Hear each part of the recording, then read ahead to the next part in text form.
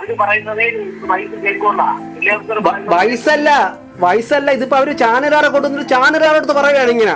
നിങ്ങൾ 2 ഫോട്ടോ എടുത്തുകൊണ്ട് വന്ന് വില്ലേജ് ഓഫീസറെ കാണിക്കണമെന്ന് പറഞ്ഞ് അങ്ങനെ പോയി എടുത്തുകൊണ്ട് വന്ന് കാണിച്ചപ്പോൾ അദ്ദേഹം പറഞ്ഞത് നിങ്ങളെ മെമ്പർ പറഞ്ഞ് ഈ വീട്ടിൽ ആൾ താമസമില്ല, അതുകൊണ്ട് ഒന്നും വേണ്ട, അവർ മാറി താമസിക്കുന്നവരാണ്, ഈ വീട് ഇപ്പോൾ ഒഴിഞ്ഞു കിടക്കുകയാണ്. അപ്പൊ അവരവിടെ വന്നപ്പോഴും സാർ അവരുടെ അടുത്ത് പറഞ്ഞു കൊടുത്താ, ഞാൻ മെമ്പർ പറഞ്ഞ് ആ വീട്ടിൽ താമസമൊന്നും ഇല്ല എന്ന് പറഞ്ഞു കൊടുത്താ.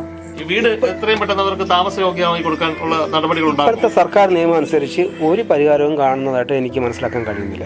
വാർഡ് മെമ്പറും വില്ലേജ് ഓഫീസറും വാർഡ് മെമ്പറോട് ചോദിച്ചു. വാട്സാപ്പിൽ ഞാൻ ചോദിച്ചു. 25 വർഷമായി എന്നോട് കല്യാണം കഴിച്ചുകൂടെ കൊണ്ടുവന്നു. ഇവിടെ തന്നെയാണ് താമസിക്കുന്നത്. നിങ്ങൾക്ക് ഇതല്ലാതെ വേറെ വസ്തുവല്ലോ? വേറെ എങ്ങും ഒരു സ്ഥലമില്ല. അപ്പൊ ഇപ്പൊ നിങ്ങൾ ഈ വീട് ഇടിഞ്ഞപ്പോ ആരുടെ വീട്ടിലാണ് താമസിക്കുന്നത്? താമസത്തിന് പോയിട്ടില്ല, ഇവിടെ തന്നെ താമസിക്കുന്നു. ഈ കുടുംബം ഇവിടെ വർഷങ്ങളായിട്ട് ഇവിടെ താമസിക്കുന്ന തന്നെയാണോ? ഞാൻ ഇവിടെ വരുമ്പോഴുണ്ട്, ഒരു കൊച്ചുങ്ങളായിരുന്നപ്പോഴും ഉണ്ട്. ഇവർക്ക് വേറെ വീടുള്ളതായിട്ട് അറിയാമോ? ഇല്ല. സഹായിക്കാണ്ട് വാർഡ് മെമ്പർ വില്ലേജ് ഓഫീസർ പറഞ്ഞെന്ന് വില്ലേജ് ഓഫീസർ എന്റെ മുഖത്ത് നോക്കി പറഞ്ഞു.